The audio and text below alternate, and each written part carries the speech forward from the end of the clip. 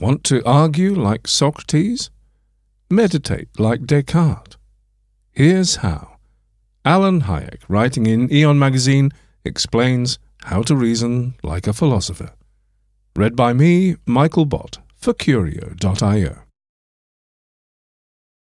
Philosophers pride themselves on thinking clearly by seeing what follows from what, exposing sophisms, spotting fallacies, and generally policing our reasoning. Many have spent hours honing their skills, often deploying them on arcane topics, but these skills are not the exclusive property of rarefied sages, accessed only with a secret handshake and insider training, as much as some philosophers wish this were so. Instead, some of these skills can be captured by generalizable, all-purpose techniques for the proper conduct of thought, whatever the topic. Many of these are easily taught and learned. As such, they can be utilized by non-philosophers too. At a time when we are bombarded more than ever with specious claims and spurious inferences, clear thinking provides a much-needed safeguard that we should all strive towards. Philosophers place a premium on certain tools for regimenting our thinking, especially logic and probability theory. However, there is a far richer toolbox at our disposal. Over the years, I have observed philosophers repeatedly using various argumentative moves or strategies which can be encapsulated in rules of thumb that make their tasks easier. These are what might be called philosophical heuristics. This should come as no surprise. Pretty much every complex activity has its heuristics, which experts teach and beginners learn: photography, calligraphy, diving, driving, football, foosball, judo, cluedo, curling, hurling, climbing, rhyming, and so on. Such heuristics are especially well documented for chess: castle early and often, check every check, and what have you. There are also common heuristics for intellectual activities such as mathematics and creative writing. Here's a good one for mathematics. If you are not making headway on a problem, modify it slightly to make it easier and solve that one. A good heuristic for creative writing is to juxtapose familiar words and phrases in unfamiliar ways. One might use the cut-up technique popularized by William S. Burroughs and David Bowie, in which written text is cut up and rearranged to create a new text. Yet philosophy might be thought to be especially unsuitable for such heuristics. The word philosopher comes from the ancient Greek philosophos, meaning lover of wisdom. And wisdom, a skeptic might insist, cannot be so easily achieved. Philosophy strives for deep, profound insights, yet heuristics might by their nature be regarded as superficial. I don't pretend that philosophical heuristics provides shortcuts to profundity, any more than chess heuristics provide shortcuts to becoming a grandmaster. That said, grandmasters do typically castle early and often, and check every check, consciously or not. A chess textbook that ignored these heuristics would be remiss. Likewise, good philosophers do use the heuristics I identify, consciously or not, often in the service of deep insights.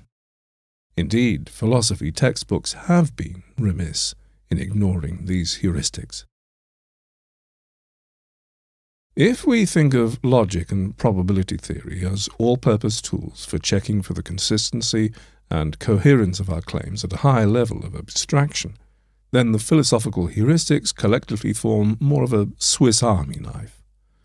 Some of these heuristics have a broad application, like an LED light.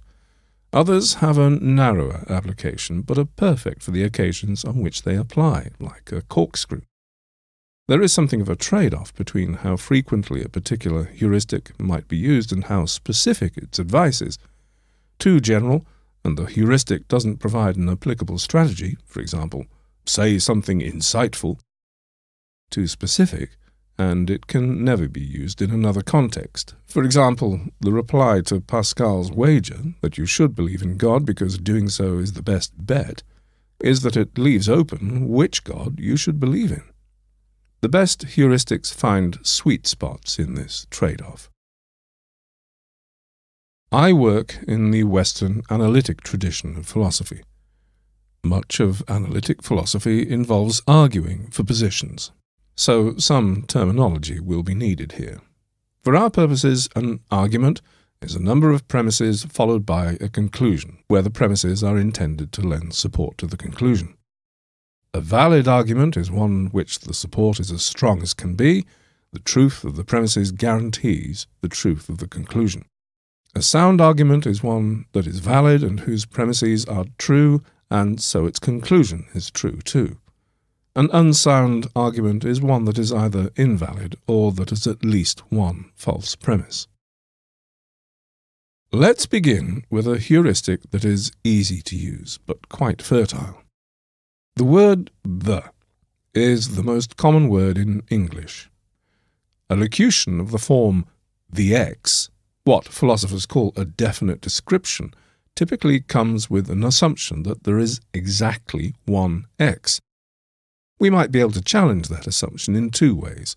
Perhaps there is more than one X. Perhaps there are no X's. So the heuristic here is to see the word "the" in neon lights, as it were, by italicizing it, underlining it, or otherwise mentally highlighting it, and to try each challenge. Here's an example that is not philosophical and certainly not profound, but of considerable interest nonetheless. In his inauguration speech, Donald Trump said, "January the 20th, 2017 will be remembered as the day the people became the rulers of this nation again." There are three occurrences of "the" here. Let's focus on the first. The other two have plural nouns, people, rulers, but even they have a uniqueness presupposition, a unique set of people and of rulers. The day presupposes that there is exactly one such day. Some champions of the power of democracy will insist that there are many such days, namely every day on which the people vote. Some skeptics of the power of democracy will deny there is ever such a day, and that includes the 20th of January 2017.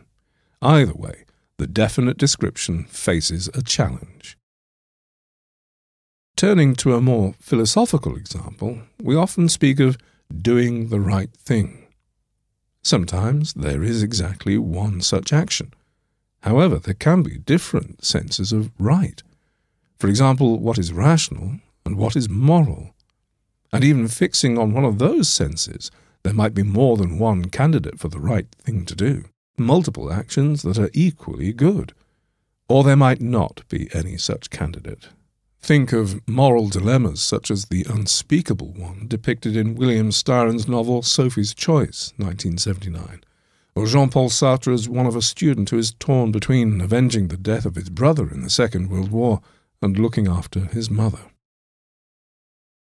Relatedly, and more generally, when evaluating some claim, mentally highlight each key term and run through its contrast class, the set of relevant alternatives.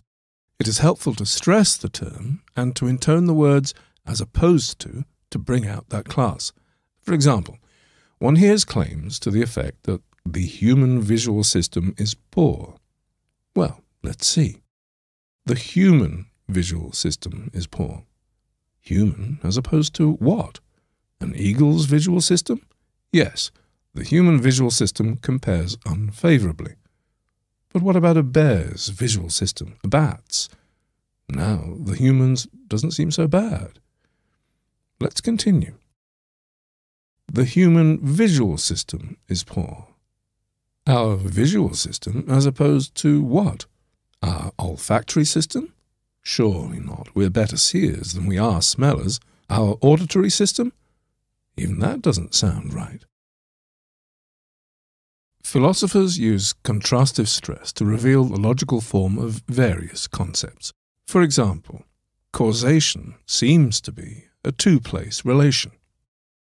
Smoking a pack of cigarettes a day causes lung cancer. So far, so good.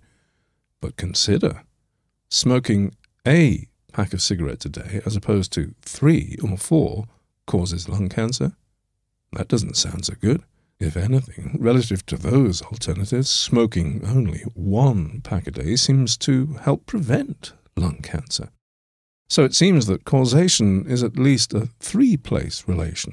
C causes E relative to C prime. Similar reasoning suggests that it is even a 4-place. C rather than C prime causes E rather than E prime. The contrastive stress heuristic also helps one detect false dichotomies, a favourite strategy among philosophers.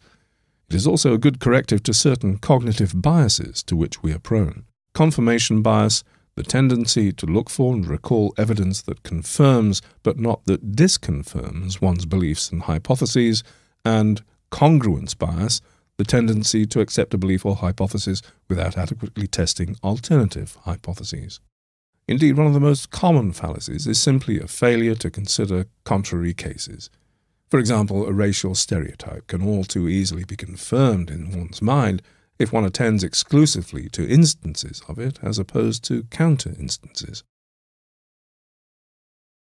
Now let's turn to a heuristic that is useful in various fields. Start with a potentially hard problem. Someone makes a claim that is supposed to cover a wide range of cases and you want to check whether it has any counterexamples. You might be facing a huge search space. Where should you look first?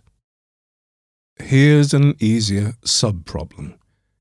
Check extreme cases to see whether any counterexamples lurk there. The first case, or the last, or the biggest, or the smallest, or the smelliest, or any similar superlative, always being aware of the definite descriptions. Does the claim still hold there? This should drastically reduce your search space, as it now just involves the corners or edges of the original space. For example, some philosophers are fond of making grandiose claims such as every event has a cause. Well, is that true? At first you might be overwhelmed by its grandiosity. There are lots of events out there, but start by considering an extreme event. The first event, the Big Bang. There was no prior event to cause it, it did not cause itself, and it was not retro-caused by some later event, so we have our counterexample. To be sure, this assumes that there was exactly one Big Bang, but as far as I know, this is a respectable assumption. Or consider the extreme event, that is, the entire history of the universe. There are many instances of causation within this entire history, but arguably it was not caused by anything. Any putative cause is just part of the entire history. Well, perhaps it did have a cause, namely God. Hold that thought. We'll return to it soon. Suppose a politician tells you should not follow any advice given to you by a politician. What should you do with this advice? Follow it? That's not following the advice, since it was the exact opposite. Not follow it? That's exactly what the advice was, so you would thereby be following it. Self-referential paradoxes have kept philosophers employed since the ancient Greeks.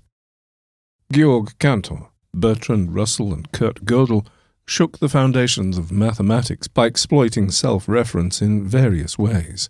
We might set our sights rather lower, but still employ self-reference fruitfully. For example, philosophers perennially debate realism about various subject matters: ethics, aesthetics, mathematical entities, the meaning of our words, the unobservable entities posited by science, and even ordinary macroscopic objects. A popular definition is that realism about X's is the thesis that X's exist independently of observers. For instance, realism about electrons is the thesis that electrons exist independently of observers. But wait, what about realism about observers? Observers do not exist independently of observers. How about X's exist independently of minds? That won't do either. What about realism about minds? Minds do not exist independently of minds. So the self-referential heuristic here is to give a claim a taste of its own medicine. Somewhat related is the time-honored philosopher's technique of showing that a view or an argument faces an infinite regress. Its truth or validity depends on the truth of some proposition, whose truth in turn depends on the truth of some other proposition, whose truth depends on... The sequence of dependencies has no end. Think again of the claim that every event has a cause. Focus on some event. According to the claim, it had a cause, which had a cause, which had a cause, which ad infinitum. This is at least puzzling, and perhaps worse. Another classic example is the regress of justification. In order to have justified belief in something, one must have justified belief in something else, but that requires having justified belief in something else, and this chain of justification never terminates.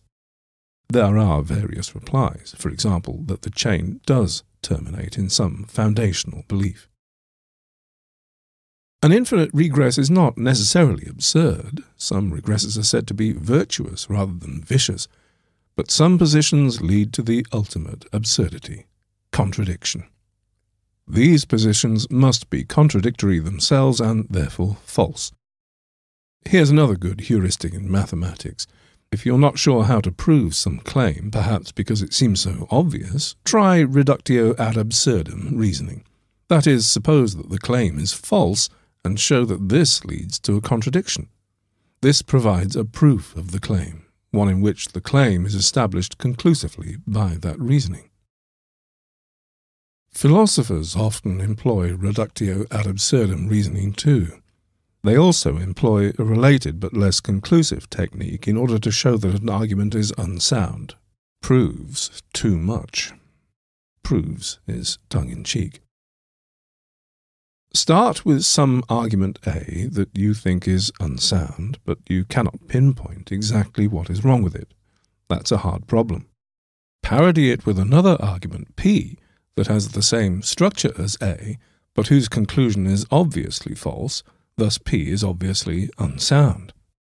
Then argue that since A resembles P in important respects, it too must be unsound. This is not a proof, but rather an instance of analogical reasoning. The reasoning goes that by parity of reasoning, A must have the same status as P, and by parody of reasoning, a turn of phrase, albeit used slightly differently, that I owe to Daniel Dennett's 2013 book, Intuition, Pumps and Other Tools for Thinking, that status is an unhappy one. This strategy also resembles the mathematics heuristic that I mentioned earlier, of modifying a hard problem to make it easier. Here we modify A to P, and in doing so, modify the hard problem of seeing that A is unsound to the easier problem of seeing that P is unsound, which it obviously is. However, unlike the mathematics heuristic, the proves too much strategy typically does not involve going back to the original argument A and diagnosing exactly what was wrong with it. It is tarred with P's brush, and that's supposed to be that. It's rather like solving the easier mathematics problem and resting content. To that extent, the strategy can be unsatisfying. Perhaps the most famous instance of the proves too much technique is the 11th century Benedictine monk Ganilo's parody of St. Anselm's ontological argument for the existence of God. According to the concept of God, a greater being cannot be conceived. Now, suppose that God does not exist. Then a greater being could be conceived, namely one with God's greatness and who does exist. But this is a contradiction. A greater being than God is both inconceivable and conceivable. So we must reject the supposition. That is, we must conclude that God exists. There's an instance of reductio ad absurdum reasoning for you. Guanillo then parodies it. Consider the concept of the perfect island. a greater island cannot be conceived. Now, suppose that this island does not exist. Then a greater island could be conceived, namely one with the island's greatness and that exists. Contradiction. So the island exists. But this is absurd. So we should reject the ontological argument, which employs parallel reasoning. It proves too much. Proves too much reasoning is a form of analogical reasoning. Now let's generalize, itself an exercise in such reasoning. Roughly, such reasoning begins by citing similarities between some entity and another one. Moreover, the latter entity has a further feature. One concludes that the former entity also has that feature. Schematically, entity X has properties F, G, H. Entity Y also has properties F, G, H, and also I. Therefore, plausibly, entity X also has property I. The entities might be physical objects, such as planets, or even abstract objects, such as arguments. The properties can be similarly diverse, for example, having water and supporting life, or being unsound. The therefore should be understood to flag an inductive inference, one in which the premises are thought to lend support to the conclusion without guaranteeing it, hence the plausibility. In a nutshell, likeness in certain respects supports likeness in further respects.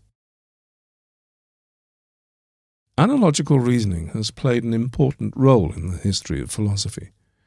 Indeed, in 1748's Philosophical Essays Concerning Human Understanding, David Hume said, perhaps overreaching, "All our reasonings concerning matters of fact are founded on a species of analogy."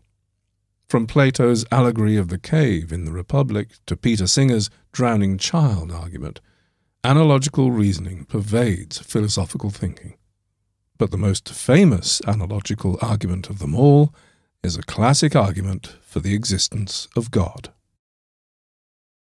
Philosophers speak of the argument from design, but, attentive reader that you are questioning the presupposition that there is exactly one. And, indeed, there are many such arguments. I will present one without claiming that it is the best version, but it does showcase the various heuristics that I have presented. Look at a watch. You see that it is intricate, aesthetically pleasing, and behaves in a regular way. You also know that it had an intelligent designer. Now, look at the world. You see that it is intricate, aesthetically pleasing, and behaves in a regular way. By analogical reasoning, you should conclude that plausibly it too had an intelligent designer, namely God. Or so the argument goes. Its spirit is captured by the old hymn that begins, "All things bright and beautiful, all creatures great and small, all things wise and wonderful, the Lord God made them all." However, both argument and the hymn are easily parodied. Look again at the watch. Despite its agreeable properties, it also has flaws. It keeps time imperfectly. Its batteries occasionally need replacing. It is easily scratched. So you should conclude that it had a flawed designer. Now look again at the world. It too has its flaws. Monty Python began cataloguing them: all things dull and ugly, all creatures short and squat, all things rude and nasty, the Lord God made the lot. You should conclude that the world too had a flawed designer, which is not how God is normally conceived. Hang on, the argument from design is in danger of proving too much. In the 1779 work, Dialogues Concerning Natural Religion, Hume powerfully parodied a version of the argument from design. He also questioned the alleged similarity between human artifacts, of which we have experience, and the universe. And we have no experience of other universes. Indeed, the universe might be regarded as an extreme case of an entity, and as such quite unlike entities such as watches. We can question whether it could even enter into causal relations like being created at all. Finally, Hume contended that the argument of design involves an infinite regress. The intelligent designer, God, whose existence the argument purports to support, himself demands explanation, requiring a prior intelligent designer. And away we go. One of the main arguments against the existence of God is the problem of evil. Neon lights. Consider this version of it. 1. If God existed, he would have created the best of all possible worlds. 2.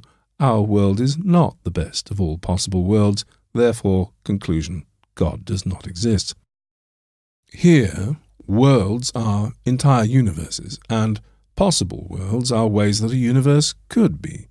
We might think of them as instances of what is sometimes called the multiverse. Premise 1 is meant to be plausible on many of the leading conceptions of God, in particular ones that portray him as being omnibenevolent, omnipotent, and omniscient. All three qualities are necessary for the premise to be plausible. To see why, mentally highlight each of them and run through the alternatives to which they are opposed. The premise invites us to imagine various possible worlds and to imagine God choosing which of these worlds to create. Premise 2 then compares our world to some of these alternatives.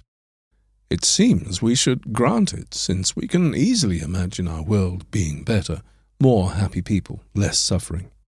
One is reminded of the old joke. An optimist thinks that this is the best of all possible worlds. A pessimist fears that this is true. There are some problems with this argument that our heuristics help to tease out. With the first premise, I hope you saw the in neon lights.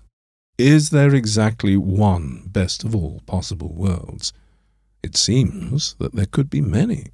For example, start with a candidate for the best world and imagine tweaking it in a way that makes no difference to its goodness. Say, moving one insignificant particle by a nanometer or mirror reversing everything.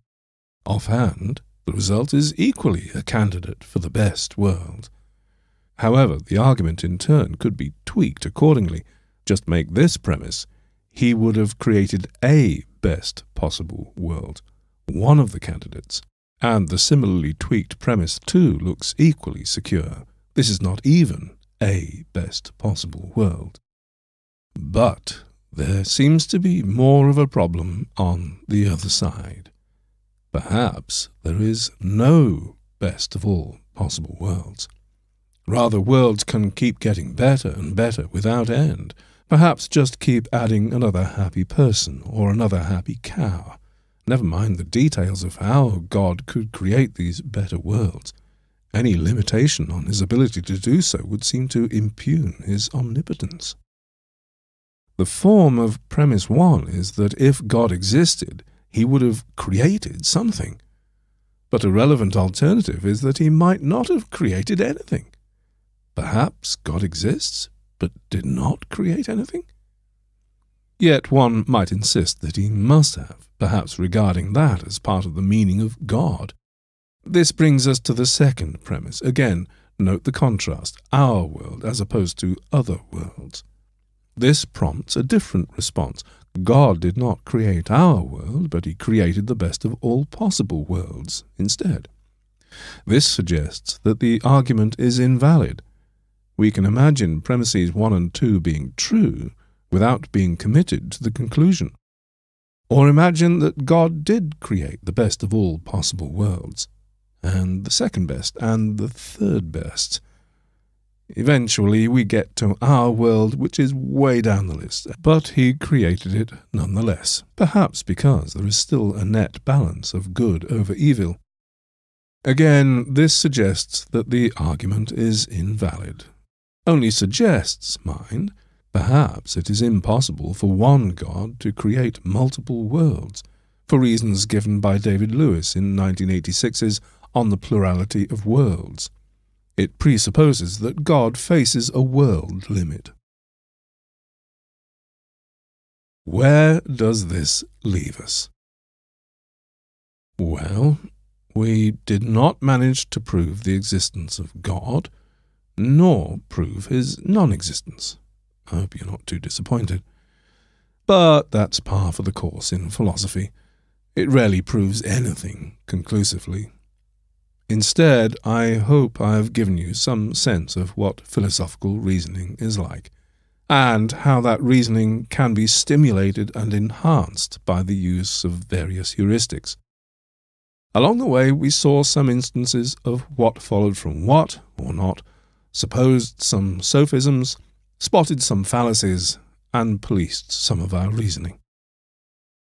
To be sure, the heuristics have their limits. There are many distinct abilities that go into making a good philosopher, and I do not pretend to give heuristics for all that philosophers do, or even a tenth of what they do. In particular, there are no shortcuts to profundity, and I should add that there will always be a role for good judgment and insight, just as there is in mathematics and chess. That said, heuristics can make difficult reasoning tasks easier, as much in philosophy as in mathematics and chess. That was the Philosophy Toolkit by Alan Hayek, writing in Aeon magazine on the 3rd of April 2017. Read by Michael Bott for Curio.io.